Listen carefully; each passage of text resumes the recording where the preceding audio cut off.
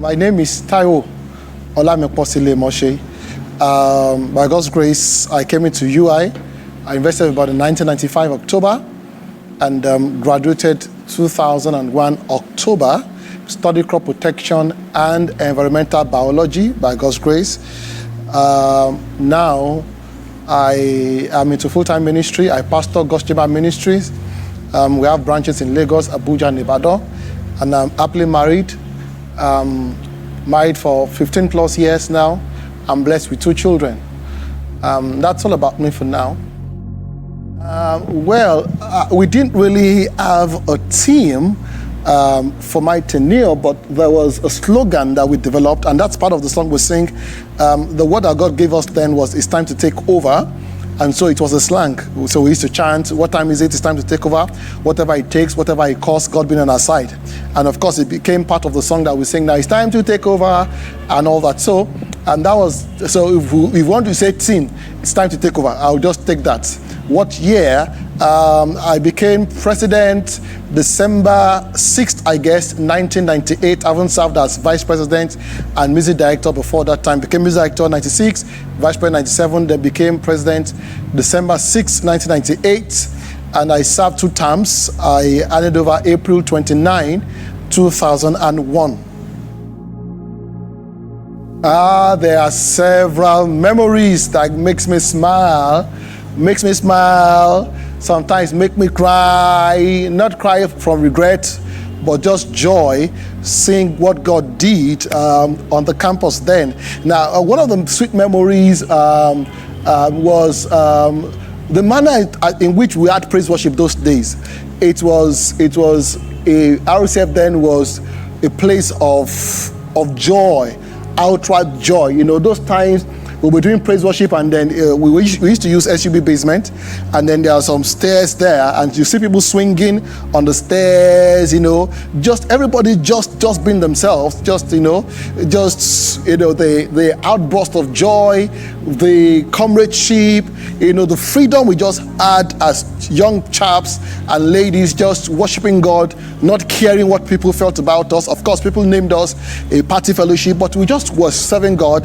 We were just enjoying ourselves. So many times when I just remember, now that you are more matured and you are getting older and everybody has children, you are uptight now. But those times we just be swinging, the playful moments we had, those times, and then the fact that people were walking as though they were on drugs. A pastor came. I think I invited a pastor. It was a pastor of CLF University OAU then.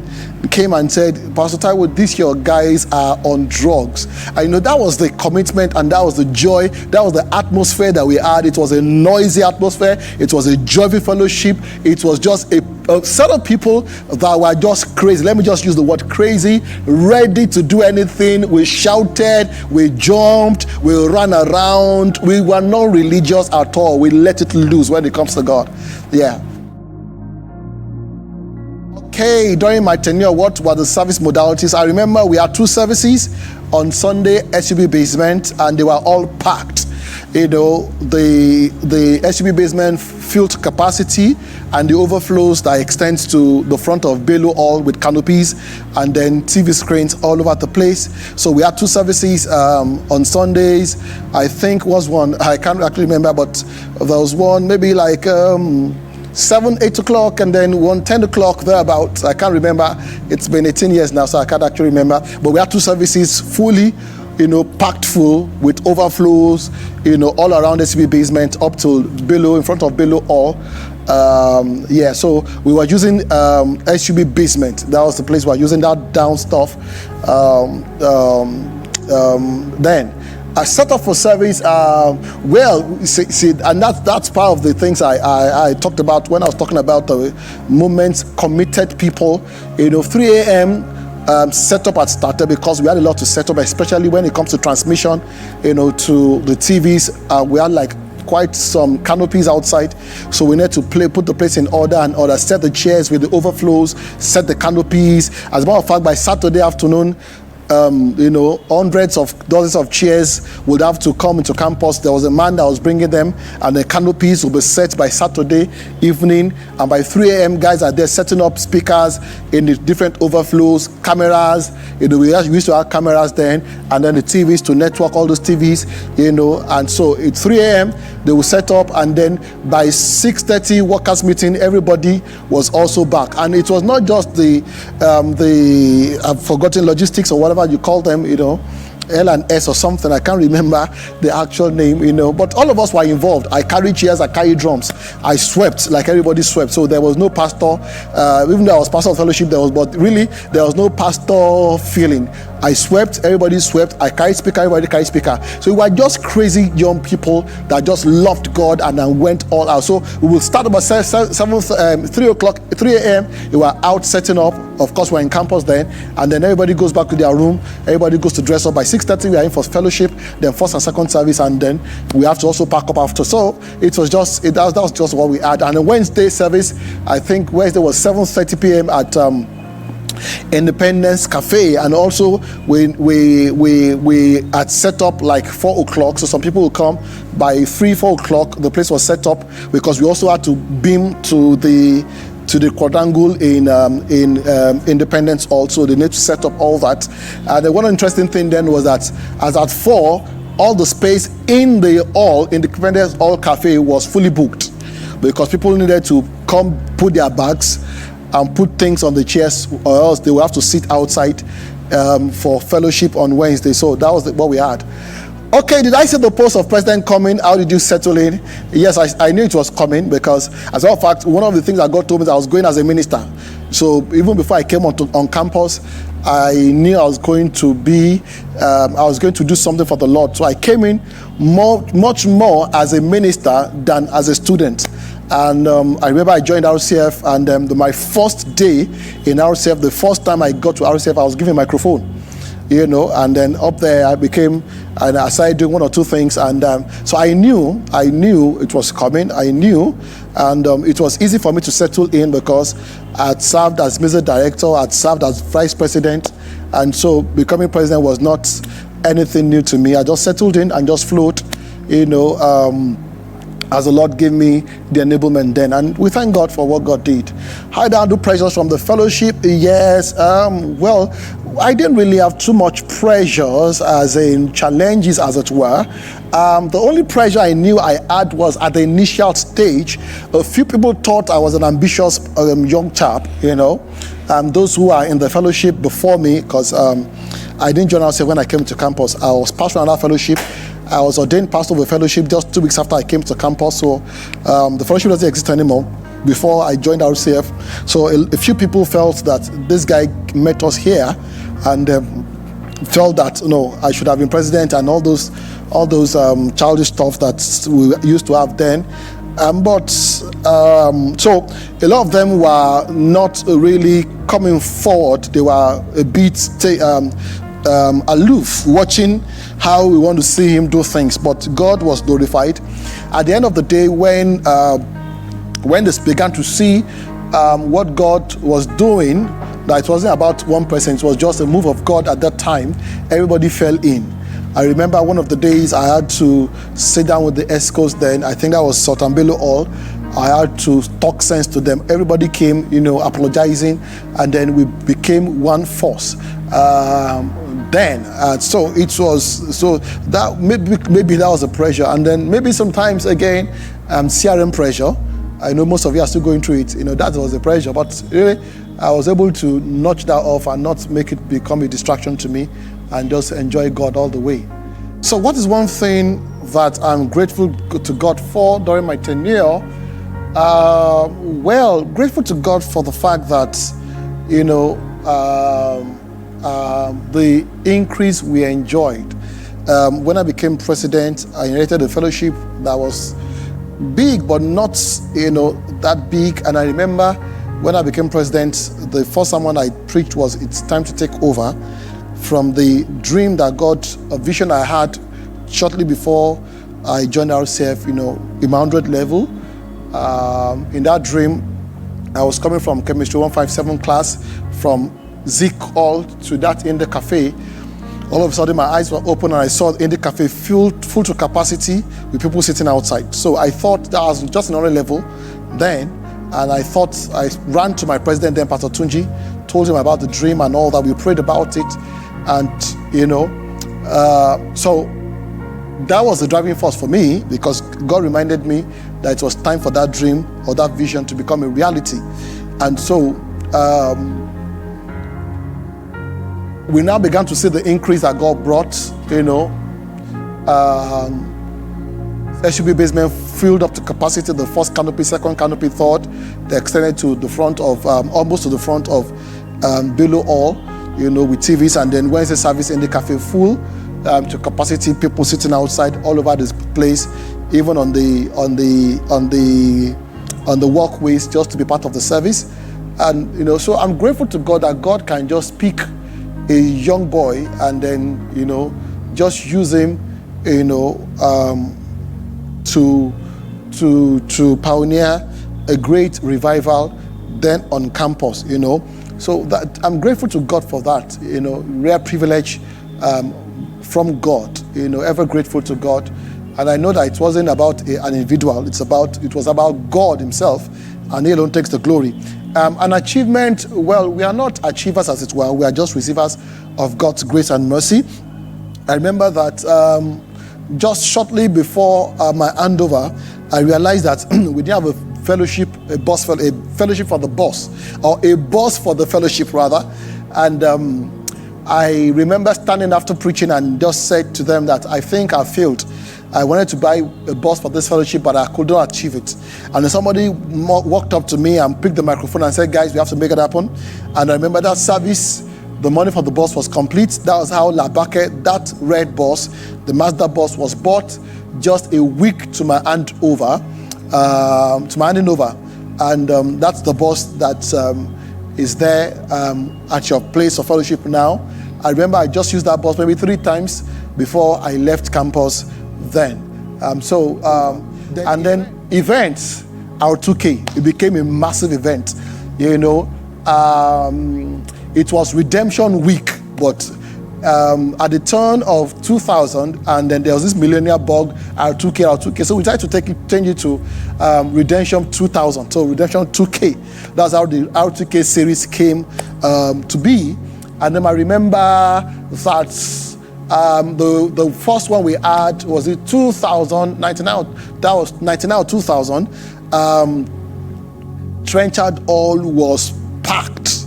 Trenchard Hall was packed. We had to lock the door, both up and down packed. That space in front of this VC packed full. That extension to the gate that leads to Queen's Hall packed full. The other extension that oversees, is it Mellambe Hall or Teda Hall? That hall beside the I think is either Mellambe or Teda, which I can't remember now. But that hall was packed full. So every event that we had in Trenchard Hall and then was packed full, everywhere with screens all over. And then the highlight was the musical concerts. That's where we changed the name to NSTHC then. But we give God the glory. Amen.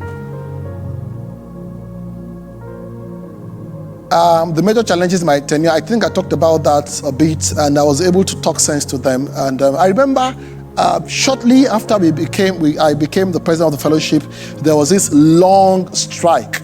So when we knew the strike was going to be called off, I asked for all the ESCOs to report to campus about a week or 2 weeks before resumption.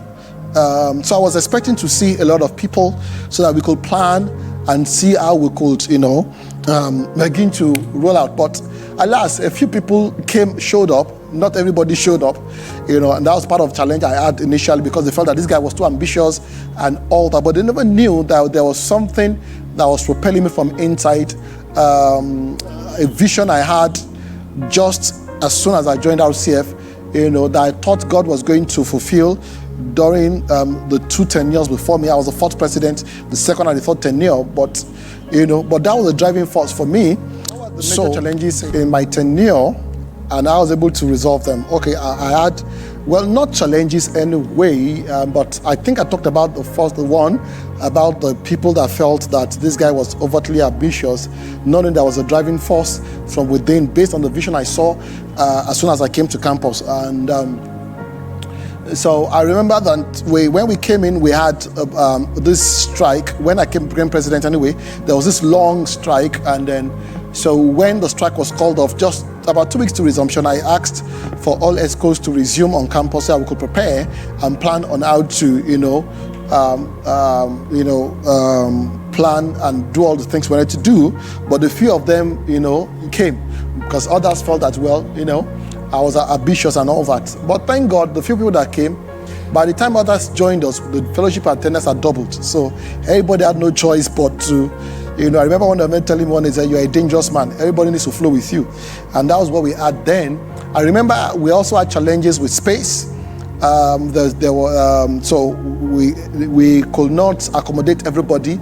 And so we needed to make use of overflows because there was simply no facility on campus as at then that could actually contain the people that God was bringing to the fellowship.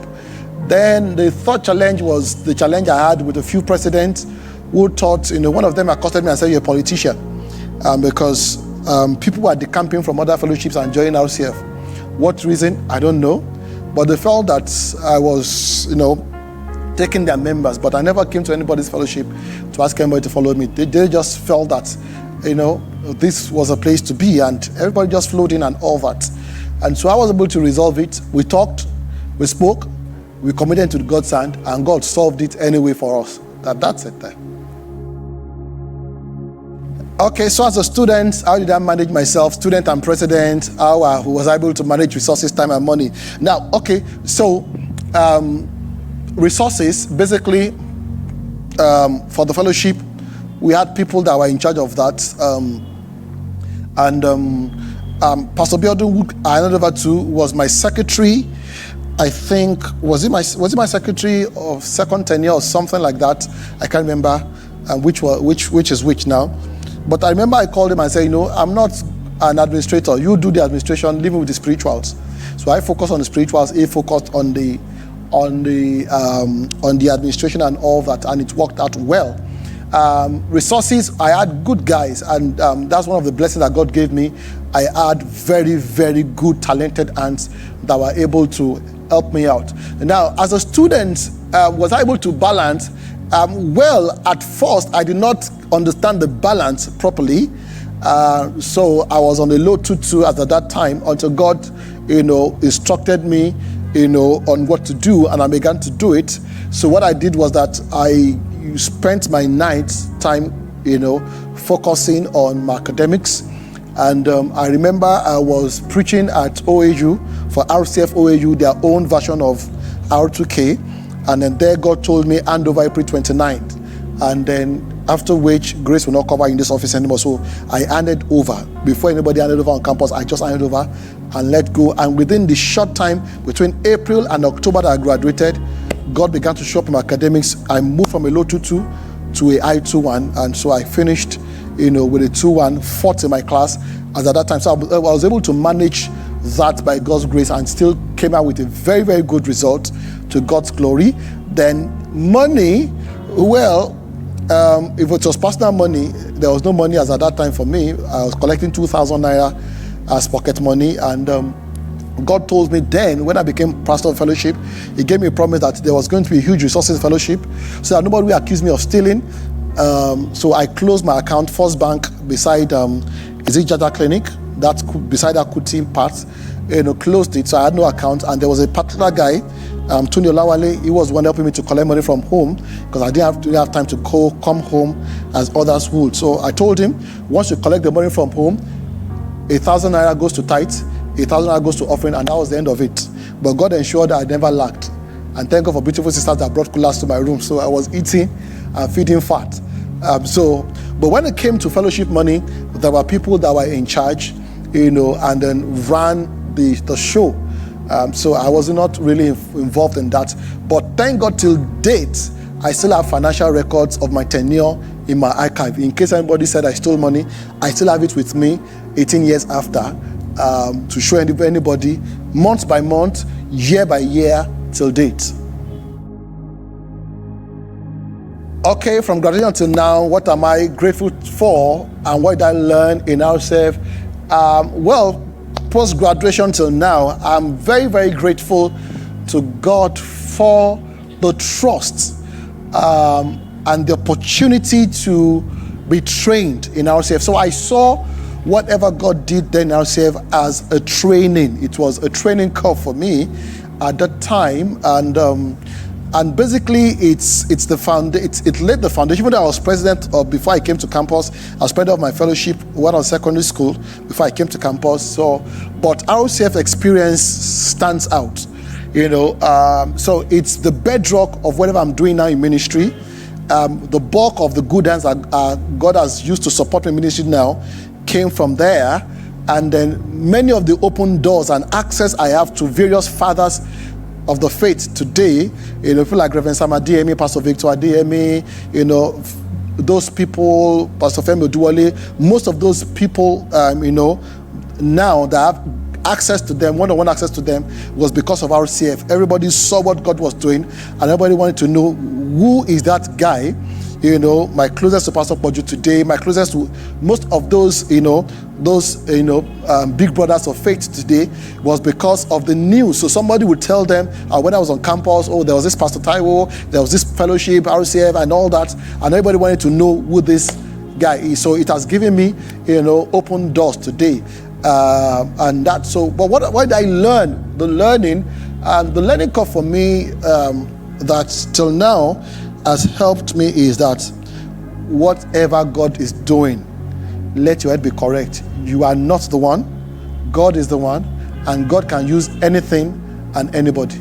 So never put yourself in the place of taking God's glory. It's a lesson I've learned, and it's still my watchword today. So till date, there are 3 no-go areas for me. Don't touch God's girls. Don't touch God's glory. Don't touch God's money. Those are valuable lessons I learned from RCF days. Until now, they are my watchword and a guiding philosophy. Let me put it that way. Yeah. Okay, news I've heard about RCF since I graduated that excited me.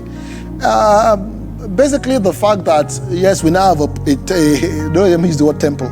We now have a place of our own, even though I'm not too glad it's too far from campus. And it has taken us out of campus, but yes, we have a place of our own, so we are not afraid. Then we used to have every new session, we used to have the problem of, the school will come out with a rule that fellowships cannot use certain places on campus, and then we'll fight it out. They will allow us, but now we are not afraid of that. To me, that's a great news. And the fact that many of our people that God has raised, because I remember I told them then, I used to use some words then, and they used to say, I'm psyching them, that very soon we'll meet in great places. And I'm so glad that today, many of those people that were called children then, young boys, young girls, teenagers on campus, many of them are fathers today with their children, and I hear news of many of them doing well all over the world. Sometimes when I travel to places, I meet people at the airport, I meet people in different places who will always say, oh, you pastored me on campus and all that. And so I'm glad that RCF is churning out quite a number of people. I even heard there's a guy that came out of RCF who works with Google, one of their major staff in Google now. So those are the news that makes me glad, seeing that God's people are being placed in different echelons of life. I know, and the fact that the fellowship is still doing well, I still hope and believe it's still the largest fellowship till now on campus, even though we are not fighting for that is not. But I'm glad that what God started, 30 years ago has been sustained generation after generation. I'm so glad about that. Okay, my word to the house are 30. First to the alumni, those who have graduated, I want to say to you, yes, we thank God for what God did. God did it, but God used men. And I want to say to the alumni, number one, never forget where God brought you from. There is the possibility now that, all of us served God faithfully as campus students. We didn't have money, we didn't have cars, we didn't have the comfort of life. We were just recruit students running around campus, serving Jesus with the whole of our hearts. But now many of us, God is blessing us. We have 1 car, 2 cars. Some of us have built houses, and all that. But our heart should not go after those things. The same fire we had on campus, we must sustain now. The same way we served God on campus, we must still be serving God in the different churches that God has planted us now. Our fire must not go down. It must be going up. Our passion must not go down. Our passion must be ever going up. So I want to challenge every alumni. Comfort of life must not take you out of God. Comfort of life is a tool to God's work. And number 2, never forget RCF. If it's 1 naira that God blesses you with, invest something in that place that God brought us from. Whatever you are doing now, everybody can trace it to that place. And if you are, by chance you are in Ibadan, check on the welfare of the people. Don't just exit RCF and then close that chapter. It's a major chapter of our lives. I want to say to the current RCFite, keep the fire burning. Whatever you are enjoying today, some people labored for it. Some had extra years because of this work. Some gave up their lives for this work. So whatever you are enjoying today is the labors of other people. You also must contribute your labor for those who are coming. So don't just sit down and enjoy what's on ground. Add to it, build on it. And in the next 30 years, when RCF is 60, by God's grace, all of us will still be alive in the name of Jesus. We'll come back and celebrate higher achievement. Nobody should just sit down and then think that we have arrived. We are not there yet. Let's keep pushing. Let's keep loving Jesus. Let's keep serving him. Let's keep pouring our best into this work. Our best is yet to come. We are not there yet. We are still a work in progress. God bless you. I appreciate you.